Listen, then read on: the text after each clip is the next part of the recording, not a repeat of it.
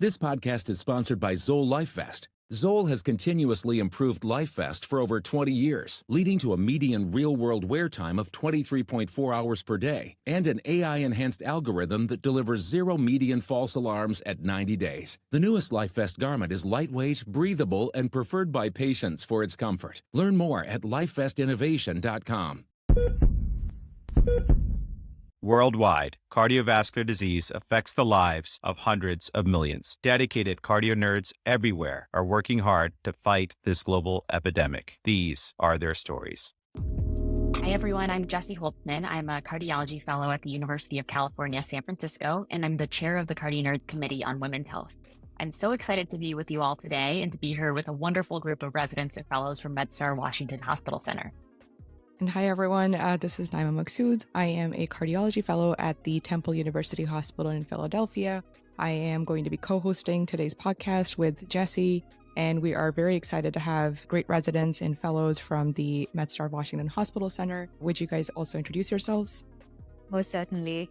Hi, everyone. We are super excited to be a part of the CardioNerds podcast.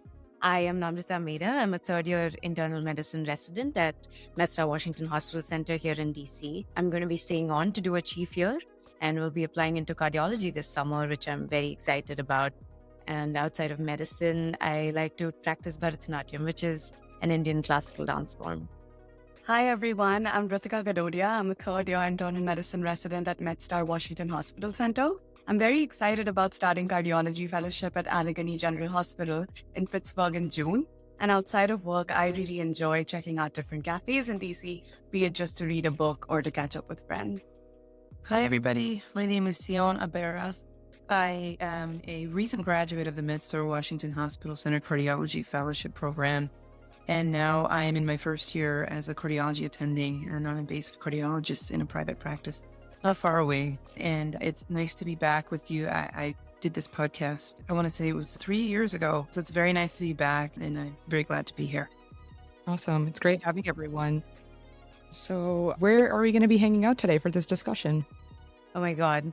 It's really hard to choose from all the things that DC has to offer, be it the charming cafes in Georgetown or a beautiful stroll along the wharf or walking across the National Mall, or exploring endless number of museums in the city. But how about we not only take you to a particular place in DC, but to a particular time, the beautiful cherry blossom season. So picture a warm morning in spring where we've indulged in a steaming cup of coffee at one of the cozy cafes in Georgetown. And afterward, we've taken a leisurely walk over to the National Mall.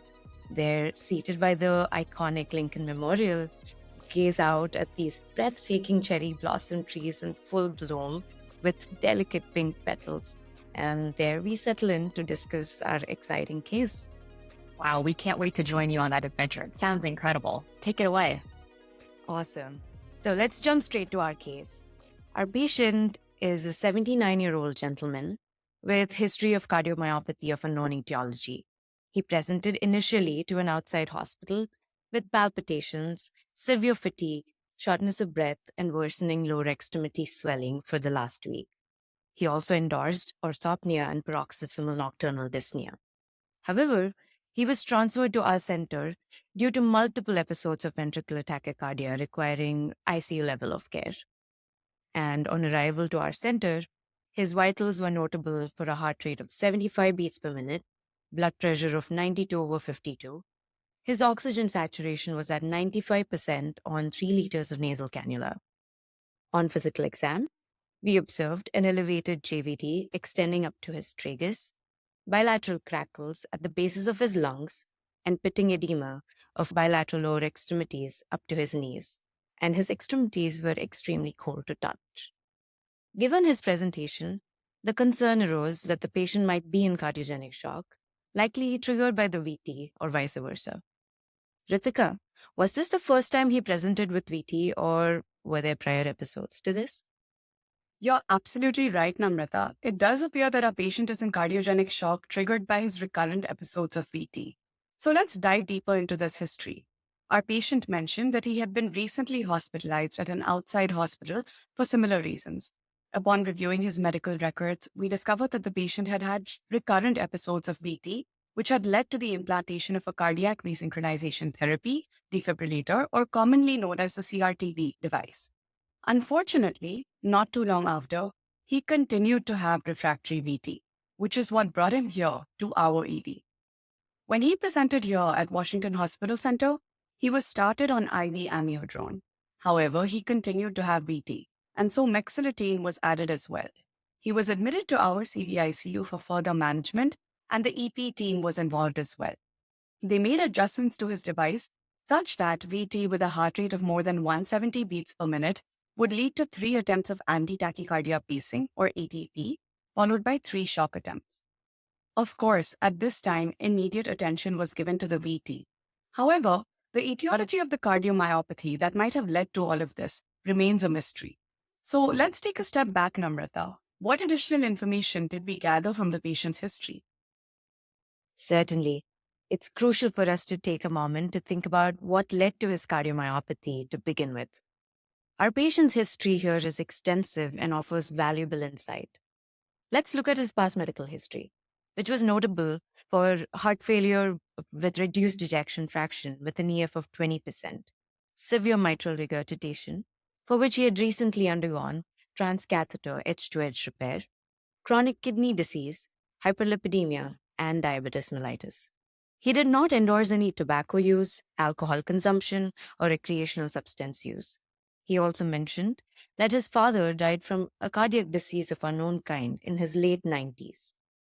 We noted that he was not on any QT prolonging agents and had no recent exposure to cardiotoxic chemotherapeutic agents as well. Another interesting aspect of his history was that he was born and grew up in El Salvador and moved to the US 20 years ago and has lived here since then. Considering the timeline, it is possible that the severe MR may have evolved because of long-standing cardiomyopathy, although primary mitral valve disease is also possible. His comorbid conditions, including diabetes and CKD, put him at a risk for ischemic cardiomyopathy. The family history in our case does not seem to point towards any genetic factors, given his father was in his 90s when he developed heart disease. Finally, the interesting part of his history of him having lived in El Salvador raises the possibility of regional specific etiologies. With this background in mind about the possible causes of his heart failure, Ritika, can you walk us through his further workup and what approach we took to managing his refractory VT? That history was very helpful, Namratha. With that background in mind, let's go back to tackling his VT. Our approach when the patient presented was to first determine and look at the most common causes of VT in general. Since we know that the most common cause of VT is ischemia, we started to evaluate for this. The lab work revealed that the peak high sensitivity troponin was just 39. The BNP was 3,800 and a lactic acid was 2.1. Additionally, he presented with an AKI indicated by a BUN and creatinine of 44 and 2.46. The rest of his labs, including a CBC and LFTs, fell within normal ranges. We then looked at an EKG, which depicted an atrial sensed and ventricularly paced rhythm with a rate of 75 beats per minute. And we used the Scarbosa's criteria to look for evidence of STEMI, which in this case was negative. It's interesting to note that we often use the Scarbosa's criteria in patients who are paced and with a wide QRS complex to look for evidence of a STEMI. And we don't know how applicable this would be in our patient's case, given that this was in fact a CRT-D and the patient's QRS was not that wide. But still, to try and look for decrease or increase our pretest probability based on this criterion, we felt that ischemia was a little less likely. Another thing that we have to think about is whether the VT itself was monomorphic or polymorphic. So in this case, our patient's VT was monomorphic. When we look at monomorphic VT, it is usually in the setting of scar tissue, which again brings ischemia a little bit lower down on our differential. With all of that in mind, we then stepped towards the diagnostics. We got a chest X-ray, which revealed a moderately enlarged cardiac silhouette with the CRT device in place. There was evidence of pulmonary edema, but no hilar lymphadenopathy was present. We did have a coronary angiogram, which was conducted a year earlier, which demonstrated only mild CAD, which had been medically managed. And finally, we obtained an echocardiogram, which showed a severely dilated left ventricle with an ejection fraction of 20 to 25%. Furthermore, there was evidence of global hypokinesis with regional variation in the inferior and inferolateral walls. So let's put all of that together. Given that the rise in troponin was pretty mild, there was absence of ischemic EKG changes and only mild CAD noted in a recent angiogram, it appears that ischemia is not the primary driver behind the cardiomyopathy and resultant VT. Therefore, attention would naturally shift to explore alternative possibilities. Hence, let us think about the etiologies that can cause a non-ischemic cardiomyopathy. We should think about inflammatory etiologies, including infections such as HIV or Chagas cardiomyopathy, as well as autoimmune conditions such as SLE or rheumatoid arthritis. We can also consider endocrine etiologies like thyroid disorders or infiltrative etiologies like amyloidosis or sarcoidosis, which are also known to be pretty prone to arrhythmias. Additionally, we can look at potential toxic contributors such as alcohol, cocaine, or medication-related cardiomyopathy. So, Namratha, do we have further investigations to unravel some of this for our listeners? Well, you have a great list of differentials right there.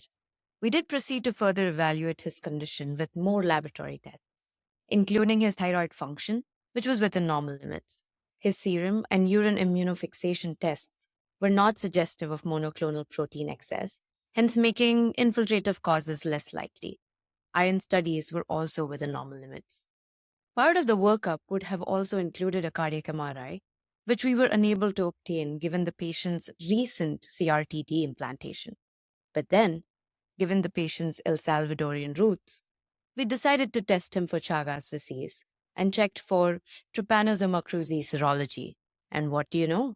It came back positive for Chagas. Impressive. So is it an official diagnosis of Chagas cardiomyopathy then? Hold your horses, not quite yet. We can't make that diagnosis without confirmatory testing from the CDC. For those of you wondering why we need to do the CDC testing, it's all about increasing accuracy. None of the diagnostic tests have sufficient sensitivity or specificity to be used alone. Therefore, it is recommended to use 2 serological tests based on different antigens and/or techniques. There are 4 FDA-approved commercially available tests offered by commercial labs, which mostly use the ELISA or the enzyme-linked immunosorbent assays. However, in the CDC, the technique used is a Western blot using the trypomastigote excretory secretory antigen. These Western blots used in the CDC are not commercially available. Hence, these tests are only performed by the CDC for clinical purposes and are of high quality and free. So we sent a sample to CDC and that came back positive too, confirming the diagnosis of Chagas cardiomyopathy. It feels like ages since we studied Chagas disease back in mid school. Ritika, can you take us back to those days and give us a recap of this parasite? Certainly. This case is a bit of a throwback to our microbiology days, isn't it? So Chagas disease has 2 stages. The acute phase starts when our patient encounters the parasite Trypanosoma cruzi. It is important to note that transmission of the parasite usually occurs when the triatamine or the reduvid bug feces are deposited on its bite wound or a mucosal surface such as the conjunctiva. Another mode of transmission is contaminated blood products. This may bring mild symptoms like fever, fatigue, and the characteristic swelling at the infection site, known as a chagumma. One of the markers of this stage is a high level of parasitemia. If left untreated, the patient progresses to the chronic indeterminate phase. The parasite levels at this stage will decrease, though they persist primarily in muscles and cardiac tissues. There are often no noticeable symptoms at this stage, and it can last for years to decades. Most patients will stay asymptomatic and without complications. However, some patients experience potentially life-threatening complications. In fact, 20 to 30% will experience chronic Chagas cardiomyopathy, leading to arrhythmias, chronic heart failure, and even sudden cardiac death. It can also affect the GI tract, resulting in the characteristic enlarged megaesophagus and megacolon. So going back to our patient, he clearly presented in the chronic stage of Chagas cardiomyopathy. Therefore, this case really makes me wonder, who are the people that we should be considering for screening for Chagas disease? That's an excellent question. Our key population that should be considered for screening are individuals from Latin American countries, particularly Mexico, Central and South America, excluding the Caribbean islands where Chagas disease is not endemic.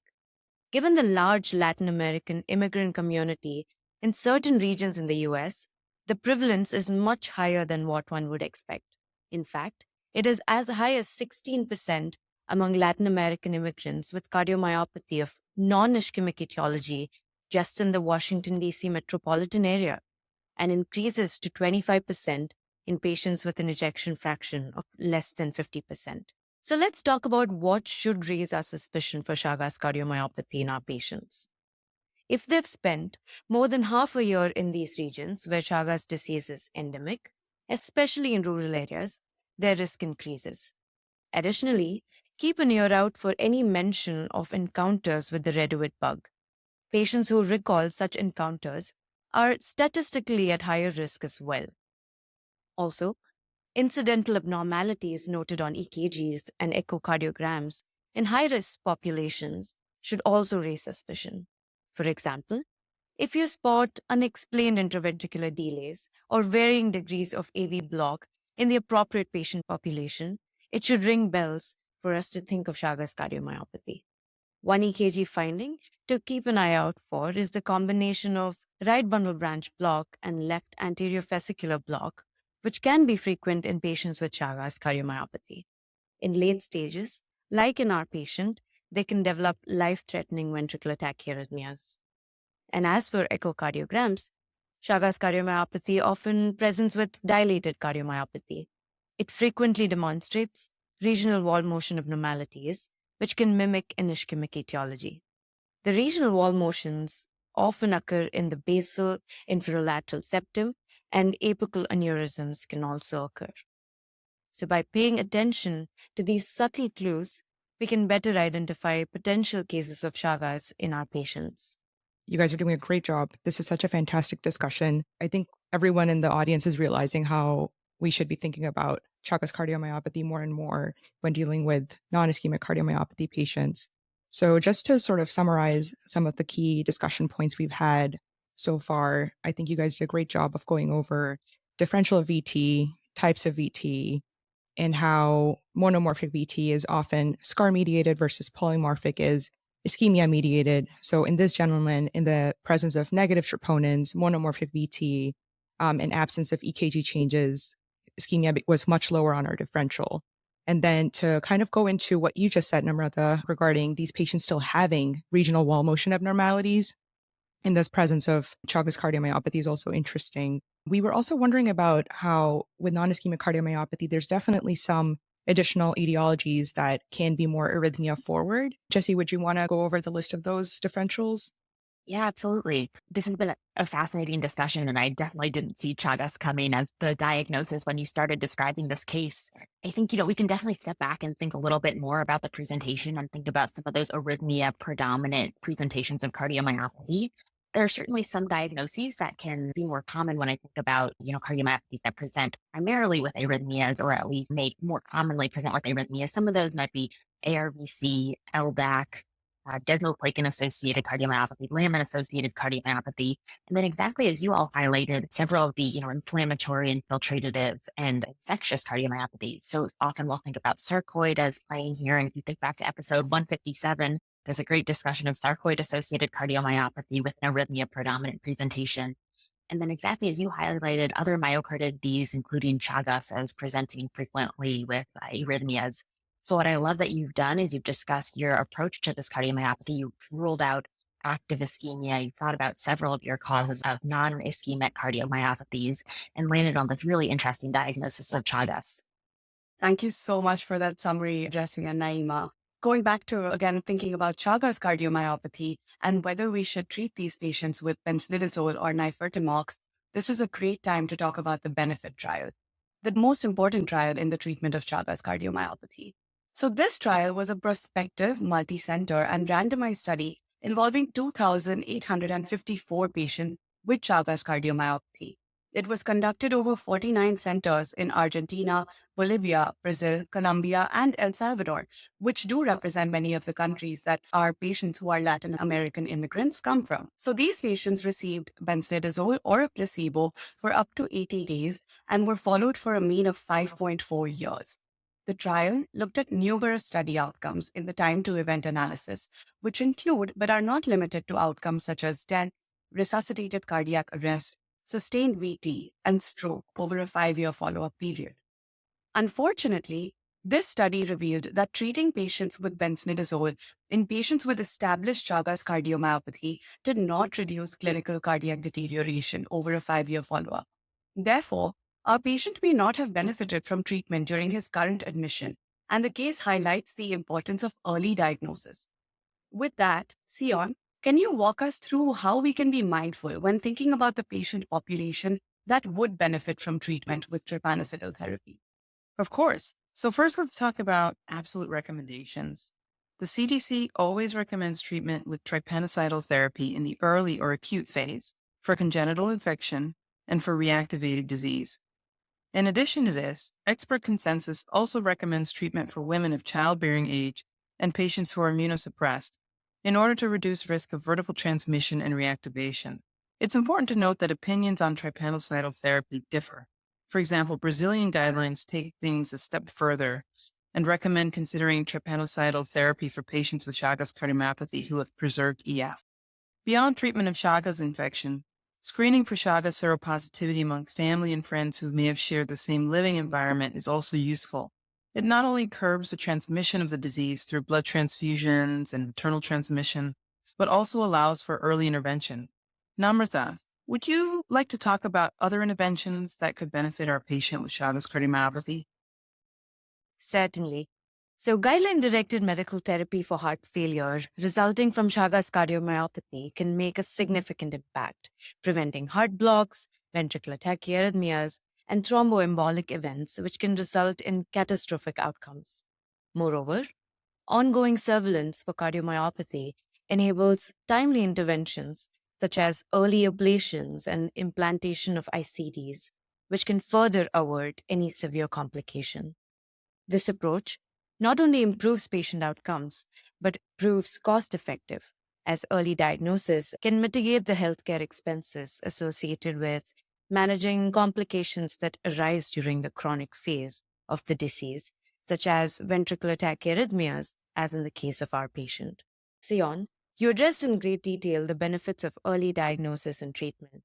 But going back to our patient with VT secondary to Chagas cardiomyopathy, is the management of VT in these patients different from other causes of VT?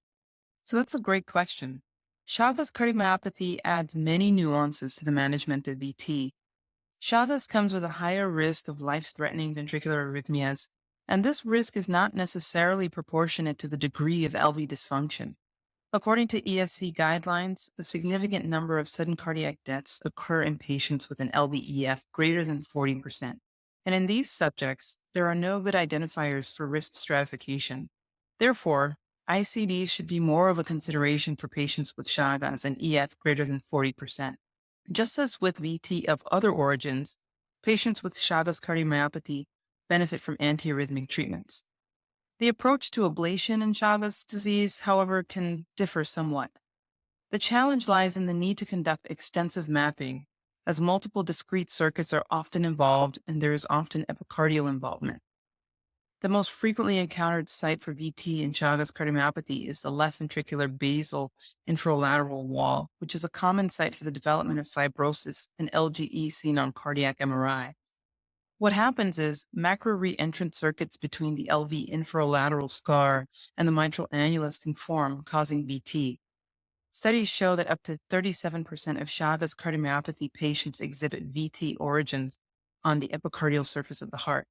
So oftentimes, a comprehensive mapping strategy that includes both epicardial and endocardial mapping is needed to achieve successful ablation. Thank you, Tsion, for going over the nuances of management of VT in patients with Chagas cardiomyopathy. Aligning with what you just explained, our patient was also being planned for a combined epicardial and endocardial mapping and ablation. However, his course was complicated because he developed septic shock and multi-organ failure, and he unfortunately died before we could get to that point. This case, which started with long-standing cardiomyopathy, eventually resulting in recurrent VTs and cardiogenic shock, underscores the critical importance of comprehensive patient history taking. In this case, the patient originated from El Salvador, and the history obtained ultimately helped us reveal the diagnosis of Chagas cardiomyopathy. Given the diverse and multicultural nature of the American population, the case serves as a powerful example of understanding a patient's origins and travel history, and conditions that are endemic in those areas. It also highlights the significance of prevention, early diagnosis, and identifying the right treatment strategies for various patients with Chagas cardiomyopathy, a complex and life-threatening medical entity. Hey guys, thank you so much. It's unfortunate that the patient didn't do well, but clearly, learning from such a case, we can all learn to do better and be able to help patients in the future. This was great. Thanks, Sion, for going over the mechanisms of VT, because that's certainly something I was wondering about. And it sounds from what you described that the mechanism of VT in Chagas seems to be predominantly scar mediated, and that depending on the involvement or the degree of involvement, you can have multiple areas of scar, and hence it's hard to pinpoint exactly where a certain focus of VT might be coming from, and therefore a patient would require that much more extensive ablation. So just for our audience, I felt this would be a good way to actually go into why monomorphic VT goes into more scar-mediated VT versus polymorphic VT. Makes me think more about ischemia. And that ties into the mechanisms of arrhythmia. Essentially, for any kind of arrhythmia, there's always three possible mechanisms. The first one being automaticity, which is to say that there's a certain focus within the myocardium that is able to fire electrically faster than your regular conduction would. Number two is re-entry VT, which can be like a larger circuit, which, like Sion mentioned, is called as a macro re-entrant circuit, versus micro re-entrant circuits, which are very small in size, almost like less than 2 millimeters in size. And so there's like a small re-entry circuit going on, which is usually not, able to be mapped. And then the third mechanism I often think about is called triggered activity, which means that there's some kind of after depolarization, or a PVC, which is a premature ventricular contraction, that ends up falling on the refractory period and ends up triggering an arrhythmia. So the reason I think about polymorphic VT in the setting of ischemia is that, as you can imagine, when there's ischemic tissue in the myocardium, that sort of affects how the channels work and can change the depolarization threshold of certain parts in the myocardium. So what ends up happening is that in ischemic tissue, you have certain parts of the myocardium that recover early and certain parts that don't recover and are still actually able to depolarize. So if you end up having a premature ventricular contraction, or a PVC, falling on the T wave, and there's parts of the myocardium that are already ready to be depolarized, that sets off the ischemic polymorphic VT, and that sets off a circuit. Versus scar-mediated VT, which in my mind is a focus that is just becoming more automatic. And therefore, in settings where patients have increased catecholaminergic surge, or, this patient that clearly has substrate in form of scar, those foci just end up firing more often. And I assume that this would happen more in the chronic stage of Chagas when, they're almost having burnt out cardiomyopathy. That's like, in a way, I conceptualize VT and how it helps me understand why polymorphic VT is more ischemic versus monomorphic VT is more scar mediated. I think a couple of pointers that I found really interesting. I think, Namratha, you mentioned that to be able to get diagnosed with Chagas, even 6 months of a stay in one of these countries would be enough to get exposed. So in my mind, I'm thinking that not only people that have immigrated from those areas, but even anyone else that we're seeing with non-ischemic cardiomyopathy would be worthwhile asking if they've ever visited those places or ended up staying there for 6 months or around that much time. Most certainly. I think that was the biggest takeaway that we were hoping our listeners would get from this, is that even if it's a brief visit, that's a significant period of time, and we should be thinking about Chagas as a differential in this population. Team, we are so grateful to you all for presenting this case, and also very grateful to this patient for raising awareness of Chagas cardiomyopathy. And we're so hopeful that by sharing this information, and particularly epidemiology and the pathophysiology behind Chagas cardiomyopathy, that we can help many individuals to diagnose Chagas in earlier stages in the hope to preventing this end-stage disease that we saw in this patient. So we're grateful both to you and to the patient for sharing this case with us. Thank you so much. We were so excited and we're so glad that you guys were able to have us here. And thank you. Thank you so much for this opportunity and to present this case and help increase the awareness of Chagas cardiomyopathy. Yes, thank you. It's such a great forum to be able to discuss cases like this, so I appreciate it. So I'll go ahead and introduce Dr. Rachel Marcus. Dr. Rachel Marcus is a board-certified cardiologist at Medstar Heart and Vascular Institute, and she serves as the director of the Echo Lab at two of Medstar's hospitals, Union Memorial and Medstar Good Samaritan Hospital. In addition to that, she's a structural echocardiographer, so she's involved in a lot of the complex structural heart disease intervention cases. She is also the medical director of a nonprofit called the Latin American Society of Chagas. So she's very active both in research and in advocacy, and also in outreach to the community. She's very active, and it's a pleasure to have her here with us. My name's Rachel Marcus, and in addition to being the lucky attending who worked with this powerhouse group of women on our seroprevalence study for Chagas disease in Washington Hospital Center, I'm the medical director of the Latin American Society of Chagas, or LaSocha. Come visit us at www.lasocha.org if you want to learn more. In addition to providing free diagnostic and cardiac testing for the at-risk community in the DC metropolitan area, my other main goal is to raise awareness of Chagas disease in the medical community that cares for folks from endemic regions. So I'm so grateful that you at CardioNerds accepted this case, and Team Chagas did a fantastic job of raising the key points of discussion. I wanted to reiterate a few things and add a few, if you'll indulge me. The first is that Chagas disease is a crazy kissing cousin to sarcoid cardiomyopathy. And if you're thinking about sarcoid and your patient is from Latin America, definitely get T-Cruzi serologies. Side note here, also remember to confirm the diagnosis. Recall that both diseases cause tachy and bradyarrhythmias because of scarring in the His-Purkinje system and focal scar.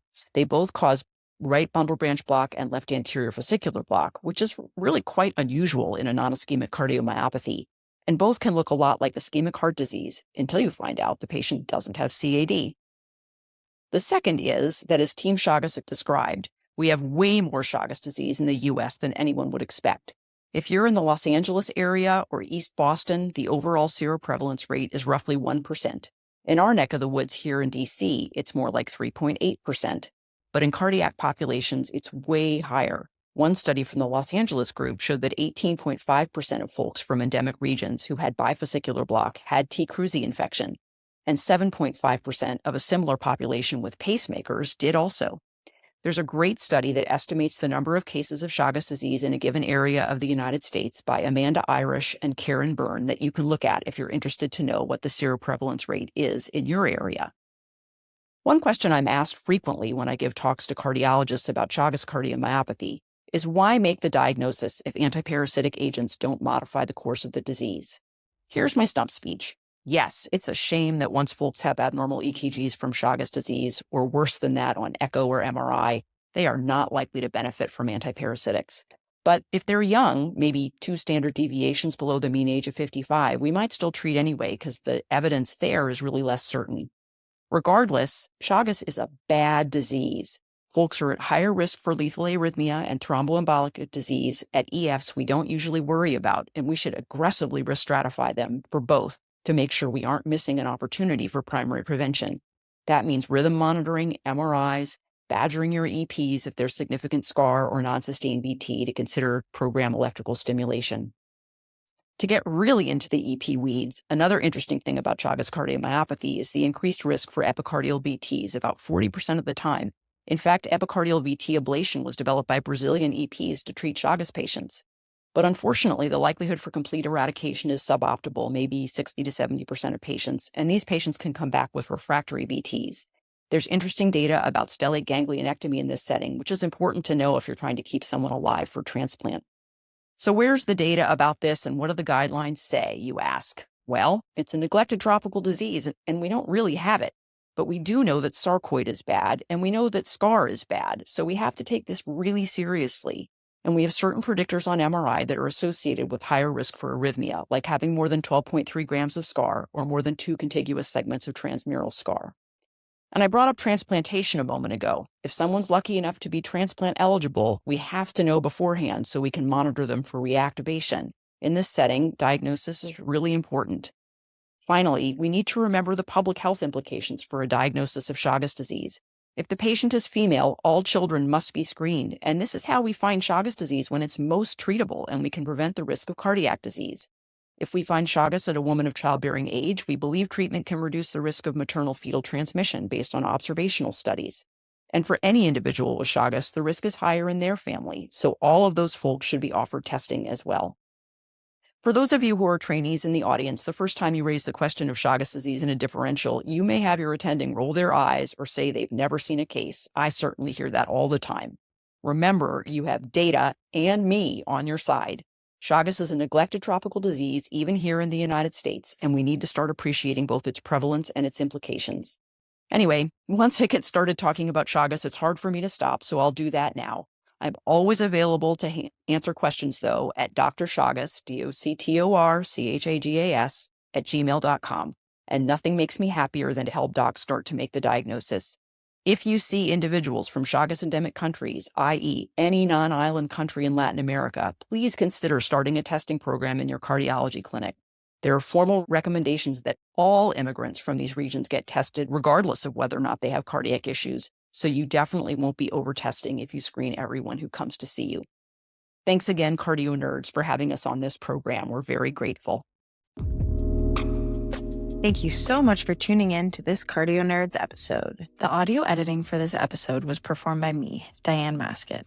I'm an intern in the CardioNerds Academy House Thomas and fourth-year medical student at Rowan Virtua School of Osteopathic Medicine in New Jersey. Check out the episode page for show notes and references. If you found this episode or the show informative, please consider subscribing to CardioNerds on your favorite podcast platform and leaving us a review. It really helps us spread the word and further our goal to democratize cardiovascular education. Finally, this podcast is not meant to be used for medical advice. The views expressed on our show and site do not reflect the opinions or policies of our employers. All CardioNerds content is planned, produced, and reviewed solely by CardioNerds. Stay tuned for more engaging conversations and explorations in our new and exciting upcoming episodes. And now, my friends, it's time to make like an S2 and split.